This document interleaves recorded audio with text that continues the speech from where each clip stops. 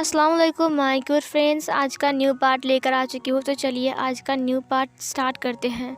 इस पार्ट की शुरुआत में ही हमें विंग को दिखाया जाता है। विंग जो कि था वो गाड़ी के अंदर बैठा हुआ था और जो शुयांग था वो सामने के साइड बैठा हुआ था और विंग पीछे बैठा हुआ था और ड्राइवर जो था वो ड्राइव कर रहा था। विंग के पास कॉल आया। मैडम यू ने कॉल किया था विंग को।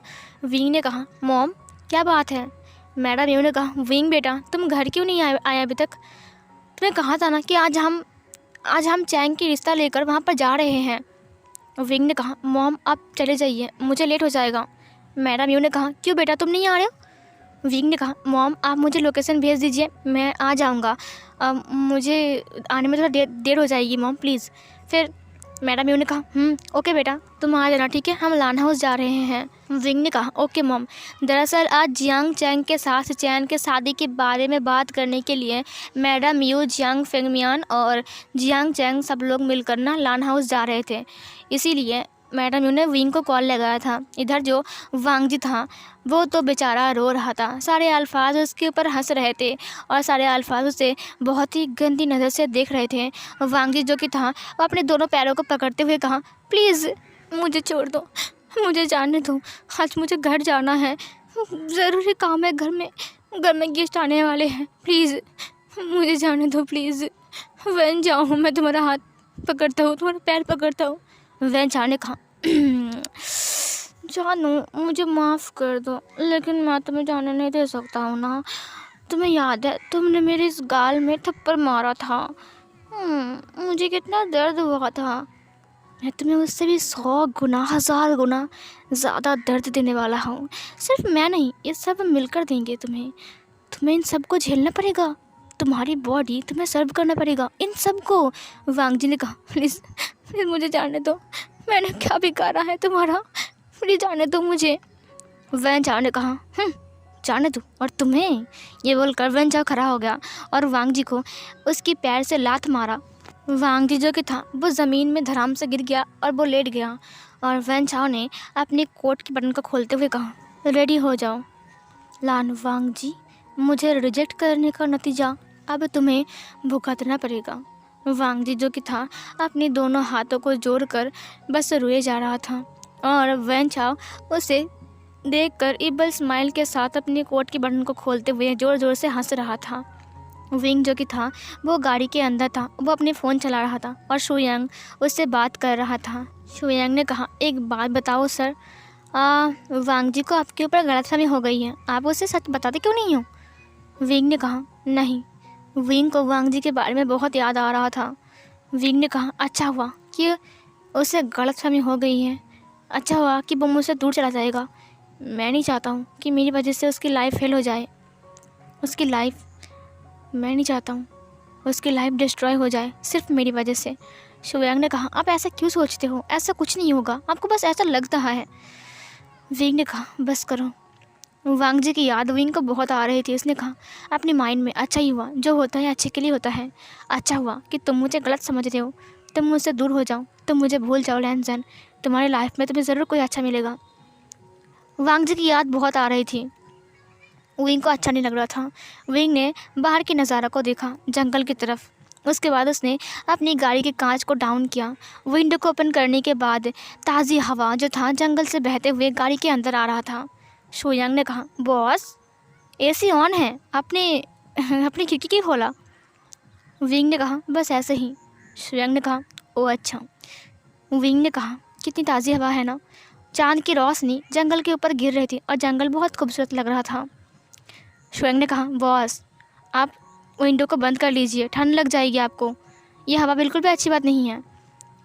तभी शुयांग ने कहा, हाँ कितनी अजीब बात है ना, लोग इतनी ठंड में रात को पिकनिक करने आए हैं क्या?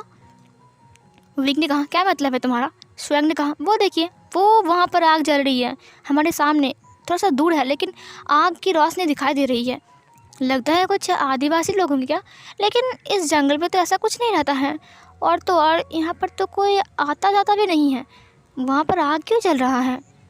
विंग ने कहा, इससे तुम्हें क्या? शुयांग ने कहा, मुझे कुछ नहीं बॉस, बस मुझे डर लगता है कहीं कोई आपके ऊपर हमला ना कर दे।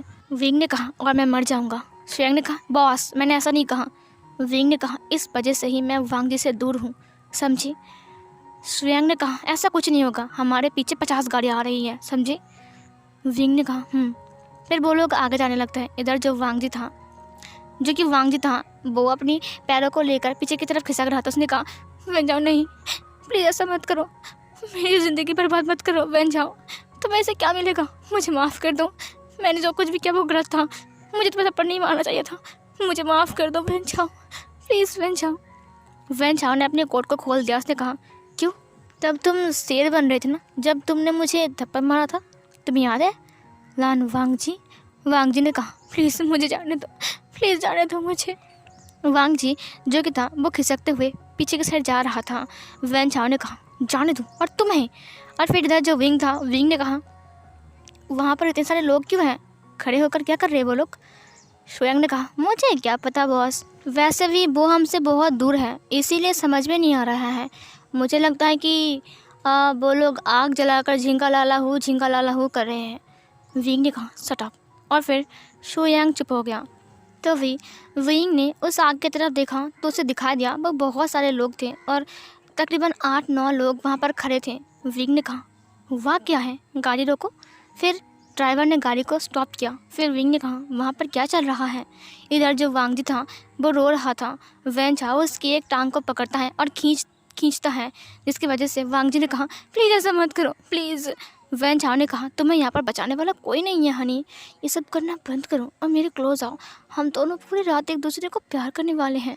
वांग जी ने कहा मुझे जाने दो प्लीज़, मैंने तुम्हारा क्या बिगाड़ा है, जाने दो मुझे। वैन चाओ ने कहा अभी पता चल जाएगा स्वीटहार्ट कि तुमने मेरा क्या बिगाड़ा है। तुम बहुत खूबसूरत हो और तुम्हें अपनी खूबसूरत पर बहुत घमंड है ना, इस घमंड को मैं आज तोड़ दूंगा, समझी। और ये बोलकर वो अपनी शर्ट की बटन को खोलने लगा। वांग जी ने कहा जाने दो। विंग ने कहा लगता है वो लोग सच में पिकनिक ही कर रहे हैं, लेकिन इतने सारे लोग खड़े होकर क्या कर रहे हैं। शुयांग ने कहा हमें क्या बॉस, वो लोग क्या कर रहे हैं, चलिए मुझे डर लग रहा है कहीं कोई आपके ऊपर हमला न कर दे। विंग ने कहा ठीक है चलो। और ड्राइवर ने फिर से गाड़ी को स्टार्ट कर दिया और विंग जाने लगा वहाँ से। तभी विंग को एक साउंड सुनाई दिया, बचाओ कोई है यहाँ पर, प्लीज़ छोड़ दो मुझे, जाने दो। विंग ने कहा रोको गाड़ी रोको, और फिर ड्राइवर ने फिर से ब्रेक लगाया। शुयांग ने कहा सर क्या कर रहे हो, एक बार रोको एक बार चलो। विंग ने कहा कुछ तो है, मुझे कुछ सुनाई दिया अजीब सी आवाज़। वैन चाओ ने कहा शट अप, चुप हो जाओ तुम, सच में चिल्लाओ मत। अरे चिल्ला कर भी क्या करोगे, यहाँ पर कोई नहीं है, इस रास्ते में कोई नहीं आता है, ये जंगल का रास्ता है, यहाँ पर तुम्हें इसलिए मैंने रखा है क्योंकि यहाँ पर हमें डिस्टर्ब करने वाला कोई नहीं है।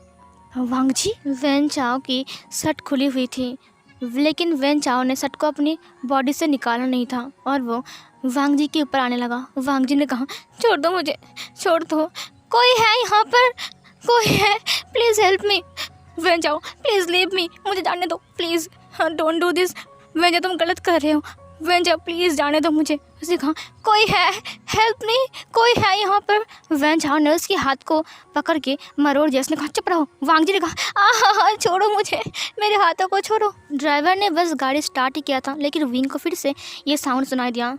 विंग ने कहा नहीं शुयांग, कुछ गलत है, मुझे फिर से सुनाई दिया। शुयांग ने कहा हाँ अब तो मुझे भी सुनाई दिया। फिर शुयांग ने कहा बॉस क्या हमें जाकर देखना चाहिए। विंग ने कहा मुझे किसी ओमेगा की चिल्लाने वाली वॉइस सुनाई दिया, तुम्हें। तभी फिर से आवाज़ आती है जाने दो मुझे, ऐसा मत करो प्लीज़, ऐसा मत करो।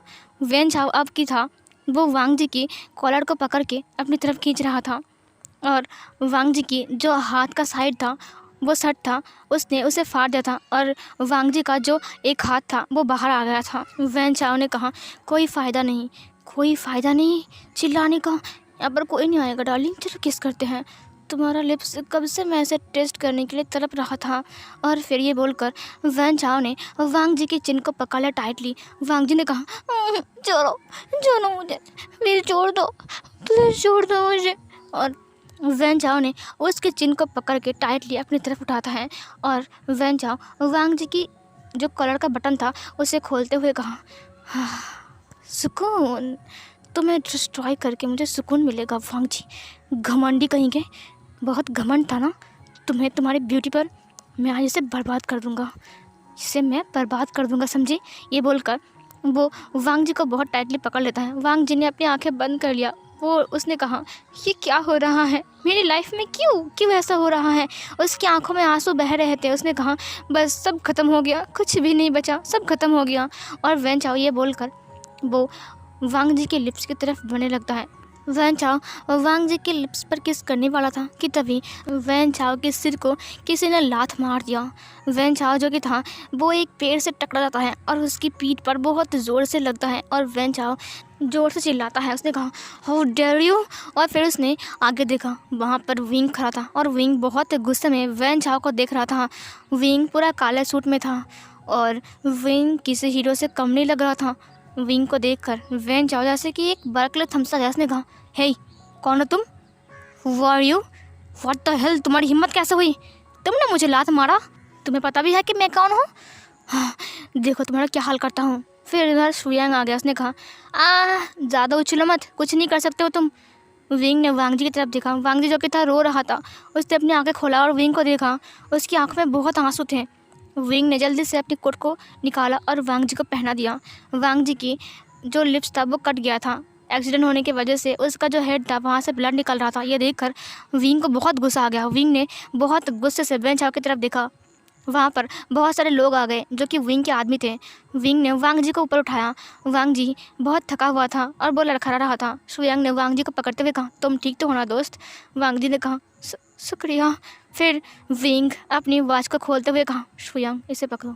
और उसने अपनी सनग्लास को भी और अपने फ़ोन को भी शुयांग को दे दिया। शुयांग ने कहा, ओके बॉस। विंग सीधा वैन चाओ की तरफ बढ़ता है। वैन चाओ ने कहा, हे तुम जानते नहीं हो कि मैं कौन हूँ। शुयांग ने कहा, और तू जानता नहीं है कि ये कौन है।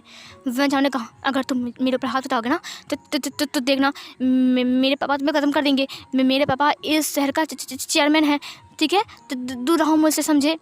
विंग ने वैन चाओ के कॉलर को पकड़ लिया। उसने कहा, इतनी हिम्मत। और फिर ये बोलकर उसने वैन चाओ को एक मुक्का मार दिया और वैन चाओ दूर जाकर गिरा। वैन चाओ जो कि था वो लड़खड़ाते हुए ऊपर उठा। उसका लिप्स कट गया, वहाँ से ब्लड निकलने लगा। विंग फिर से उसके पास गया, उसकी पैर में लात मार दिया और वैन चाओ नीचे गिर गया। और फिर विंग उससे ज़ोर से एक और लात मारता है। वैन चाओ फिर से नीचे गिर गया और विंग उसके ऊपर आकर उसके मुँह पर इतना मुक्का मारता है, इतना मुक्का मारता है, वैन चाओ का फेस लाल पीला हो गया। वैन चाओ को पहचानने में ही मुश्किल हो रहा था कि वैन चाओ है या फिर कोई और। विंग ने वैन चाओ को बहुत पीटा। बहुत पीटने के बाद उसे उठाया, उसके कॉलर से पकड़ा और उसे फिर से धकेल दिया और वो एक पेड़ से जाकर लग गया और उसके हेड पे कट गई और उसका फोrehead से ब्लड निकलने लगा। वांग जी जो कि था वो देख कर हैरान हो गया था। विंग दे दनादन उसे इतना मार रहा था। उसने कहा, तेरी हिम्मत कैसे हुई, तूने मेरी लैंडजन को हाथ लगाया, तुझे पता भी है कि तूने क्या किया है। विंग जो कि था बहुत धीरे से बोल रहा था। विंग कम बोलता है लेकिन उसका हाथ बहुत भारी है। उसने वैन चाओ को इतना पीटा कि वैन चाओ खड़े होने का भी लायक नहीं था।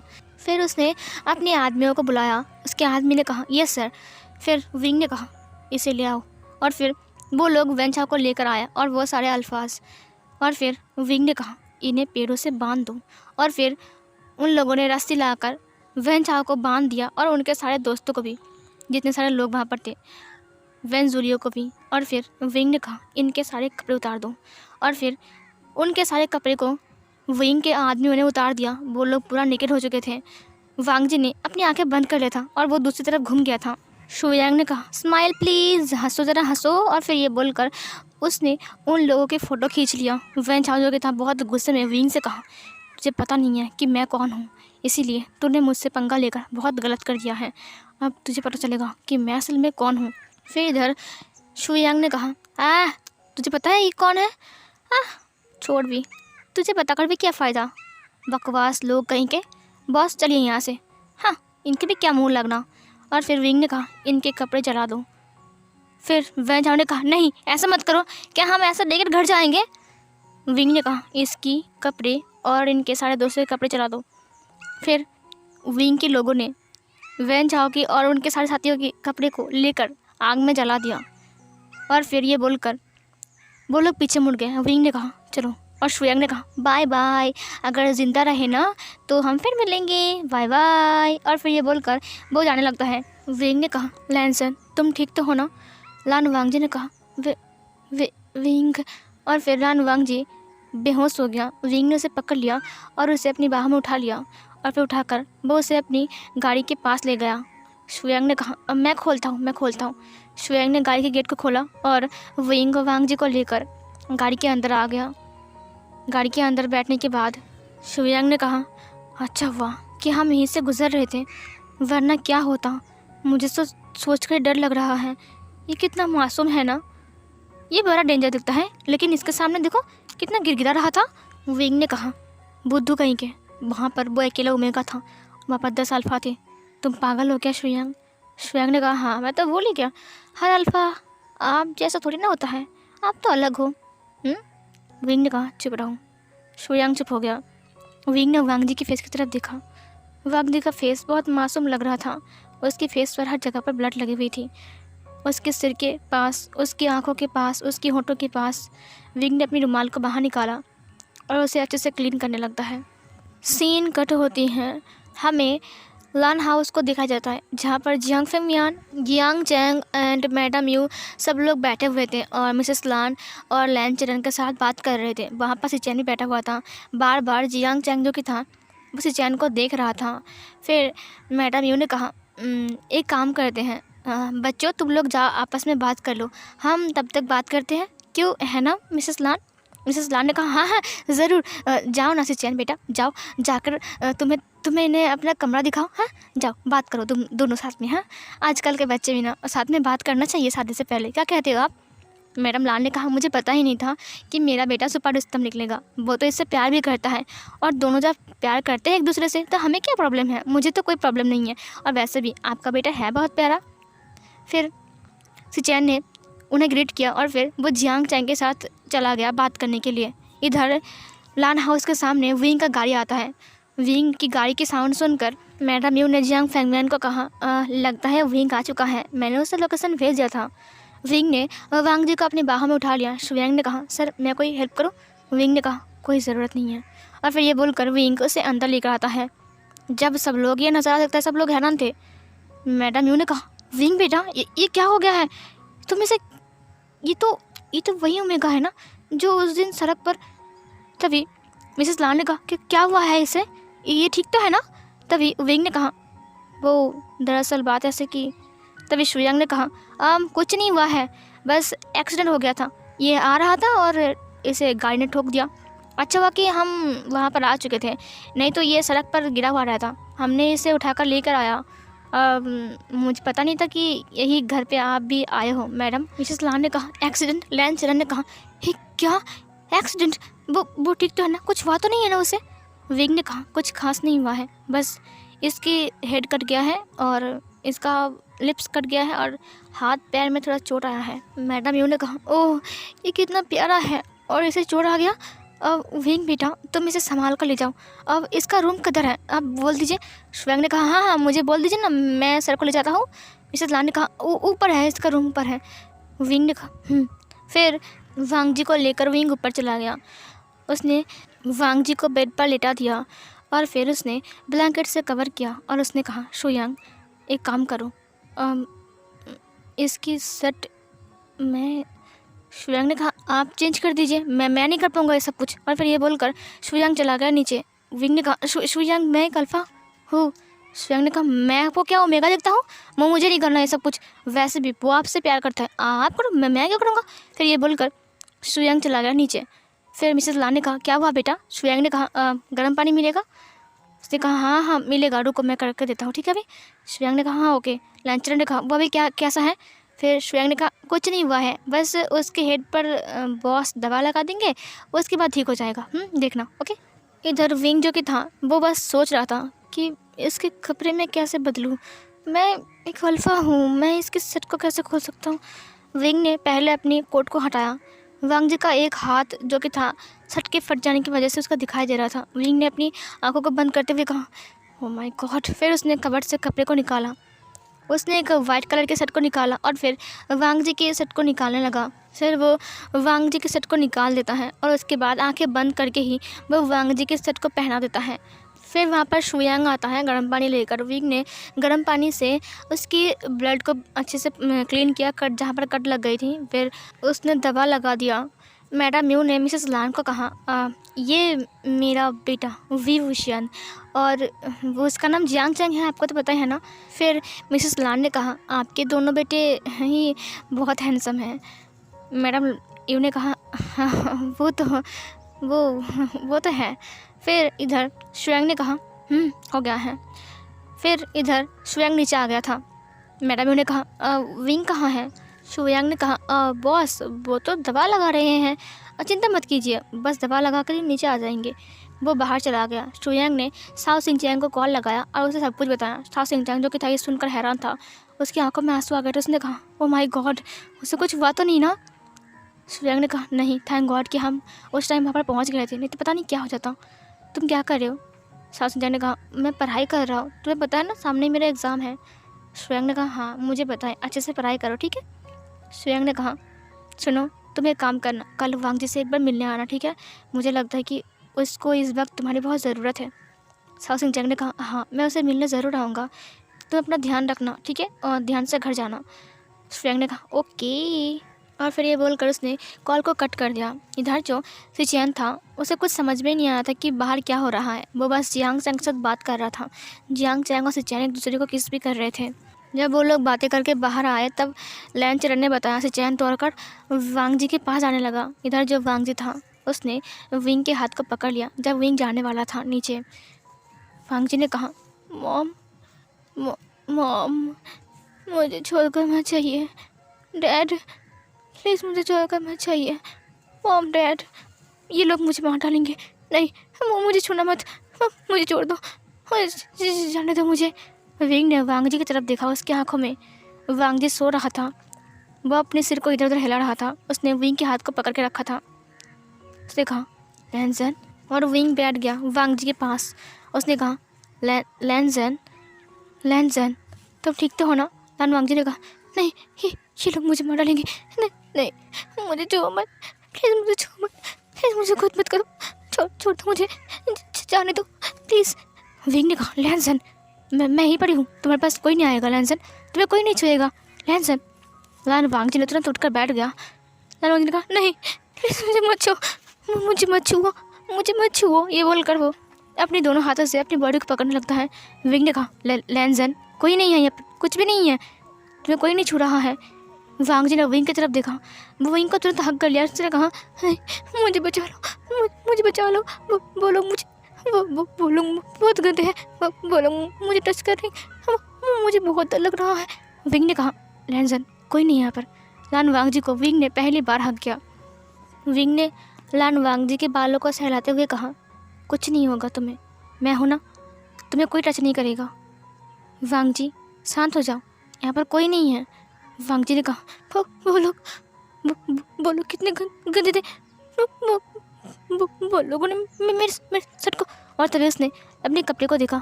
विंग ने कहा, शांत हो जाओ, कम डाउन, ये देखो ठीक है, कुछ नहीं हुआ है। वांग जी ने कहा, वो लोग जो लोग मुझे पकड़ के रखे थे, वो सारे अल्फाज। उसने विंग की आंखों में देखा। विंग ने कहा, उन्हें मैंने पनिशमेंट दिया, वो दोबारा तुम्हारी तरफ नहीं दिखेंगे और ना ही तुम टच करेंगे, तो तुम शांत हो जाओ तुम। वांग जी ने कहा, नहीं करेंगे।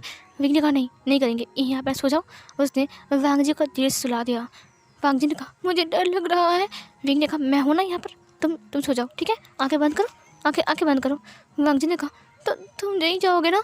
विंग ने कहा, नहीं मैं नहीं जाऊँगा, ठीक है, आंखें बंद कर लो। वांग जी ने आंखें बंद कर लिया। उसने विंग के हाथ को पकड़ के रखा था।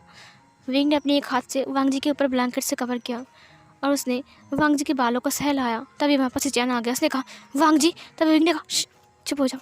फिर सिचैन चुप हो गया। उसने कहा, अब सर आप यहाँ पर?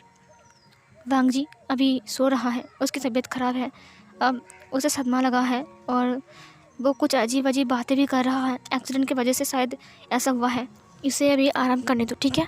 सिचैन ने कहा, मेरे भाई ठीक तो है ना, उसे कुछ हुआ तो नहीं है ना? विंग ने कहा, नहीं उससे कुछ नहीं हुआ है, मैंने दवा लगा दिया है, उम्मीद है कल तक वो ठीक हो जाएगा।